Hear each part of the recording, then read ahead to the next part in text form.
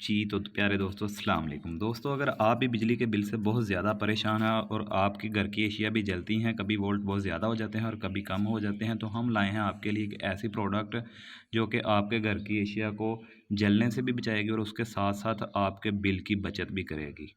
तो ये एक वोल्टेज प्रोटेक्शन डिवाइस है दोस्तों।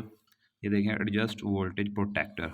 अब हम इसकी ओपनिंग करते हैं और आपको बताते हैं कि इसके कनेक्शन किस तरीके से होंगे और इसकी सेटिंग के बारे में बताएंगे और साथ में आपको बताएंगे कि ये किस तरीके से आपके घर की एशिया को कंट्रोल करती है और आपका बिल भी बचाती है। इसके ज़रिए दोस्तों आपका बिल बहुत कम हो जाता है। दोस्तों ये देखें, इसको ओपनिंग करते हैं, इसके साथ हमें एक सर्टिफिकेट मिलेगा। ठीक है, साथ में हमारी ये डिवाइस है। ये देखें, ये हमारी वोल्टेज प्रोटेक्शन डिवाइस है। इसके साथ ये सर्टिफिकेट निकलता है। एक सर्टिफिकेट के ऊपर इसके रिलेटेड मुकम्मल इन्फॉर्मेशन उन्होंने दी होती है कि इसके कनेक्शन किस तरीके से करने हैं आपने, या इसको कंट्रोल किस तरीके से करना है। ये इसकी डायग्राम ऑफ प्रोडक्ट वायरिंग है। ये इसकी सर्किट की डायग्राम है कि इसका जो दोस्तों आपने इनपुट देना होता है ना पावटा का, वो देखें, या जिसका भी ये देखें, इन ऊपर उन्होंने लिखा हुआ है। अगर इसके कनेक्शन सीधे नहीं होंगे तो ये डिवाइस आपकी वर्क नहीं करेगी, ऑन नहीं होगी। आउट की बात करें तो आउट के कनेक्शन भी नीचे की तरफ उन्होंने मेंशन किए हुए हैं। ये देखें, आउट पे आपको नज़र आ रहा होगा। तो उसके अलावा अब हम इसके बाकी मेन्यू की बात करें तो ये सेटिंग का बटन है, साथ में ये अप का और ये डाउन का, और ये साथ में जो है इसका प्रोजेक्टर यानी कि होम बटन है। ये इसके इंडिकेटर लगे हुए हैं साथ में। ये दोस्तों ये देखें, बाकी ये इसके एम्पेयर शो करती है और ये इसके वोल्ट वगैरह शो करती है। अब हम बात करें इसके एम्पेयर की तो ये देखें, ये 63 एम्पेयर की डिवाइस है हमारी। ठीक है, इसमें आपको 40 एम्पेयर की भी मार्केट से मिल जाएगी और 30 एम्पेयर की भी। आप अपने लोड के मुताबिक घर पर इसे लगा सकते हैं।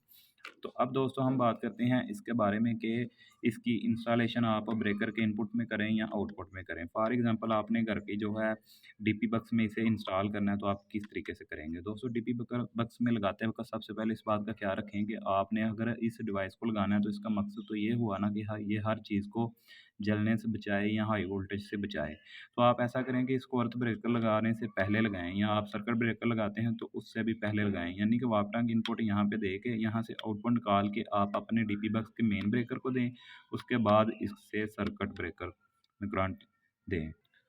दोस्तों अब हम इसके बारे में बात करते हैं कि आपका बिजली का बिल किस तरीके से कम होगा। तो ये एक ऐसी डिवाइस है कि जिसको लगाने से दोस्तों आपको फ्रीज़र के ऊपर जो है वो रेगुलेटर लगाने की, स्टेबलाइज़र लगाने की ज़रूरत नहीं होती। स्टेबलाइज़र है आपके घर में एक ऐसी बीमारी है दोस्तों जो कि बहुत ज़्यादा बिजली का बिल ज़्यादा करता है और बिजली का बहुत ज़्यादा बिल जो है आपका उसकी वजह से आता है। मसलन आपका करंट जब आपका फ्रीज़र बंद हो जाता है तो उसके बाद भी आपका जो स्टेबलाइज़र है वो आपका करंट ज़ाया करता रहता है।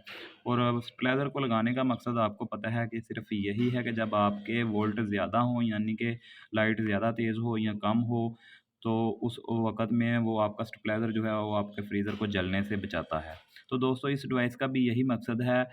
तो सबसे बड़ा इसका फ़ायदा ये है कि ये 63 एम्पेयर में आपको अवेलेबल है। 63 एम्पेयर का मकसद है कि आप इसे पूरे घर की एशिया के ऊपर लगा सकते हैं। जी, तो दोस्तों जब भी गर्मियों में हमारी लाइट, आपको पता है अक्सर जो है वो आंधी तूफ़ान आते हैं तो लाइट बार-बार जाती है या बहुत ज़्यादा डिम हो जाती है।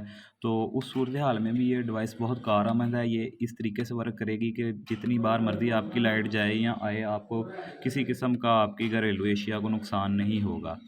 और जो घर में आपके हादसात होते हैं, यानी चीज़ें जल जाती हैं, कभी पंखा जल गया, मोटर जल गई या फ्रीज़र वगैरह जल गया, ये सारे हादसा से आपके घरेलू एशिया को बचाएगी और बिजली का बिल इस तरीके से कम करेगी कि जैसा कि मैंने आपको बताया है कि कुछ चीज़ें ऐसी होती हैं जो कि करंट आपका ज़ाया करती रहती हैं।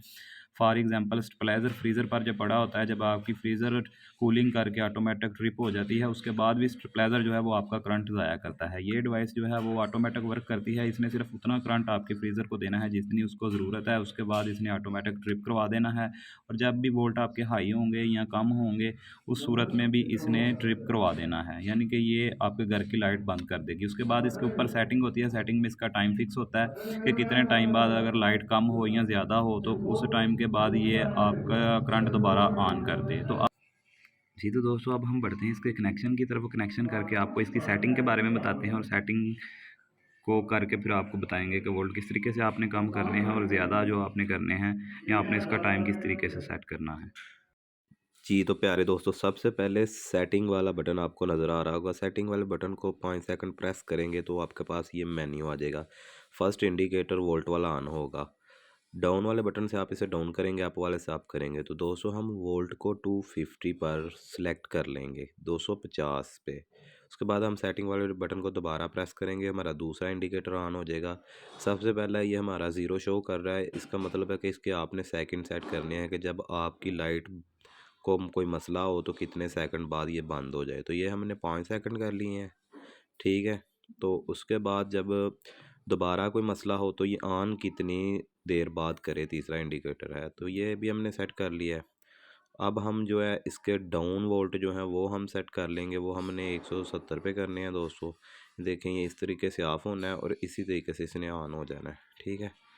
तो सारी सेटिंग आपने कर लेनी है। ये देखें हमारी सारी सेटिंग मुकम्मल हो चुकी हैं, ठीक है। तो अब हम दोस्तों इसे ऑन करते हैं, ठीक है। ये देखें नीचे वाला ये जो है ना, ये आपने वो तकरीबन रखना है 170 पे, ठीक है।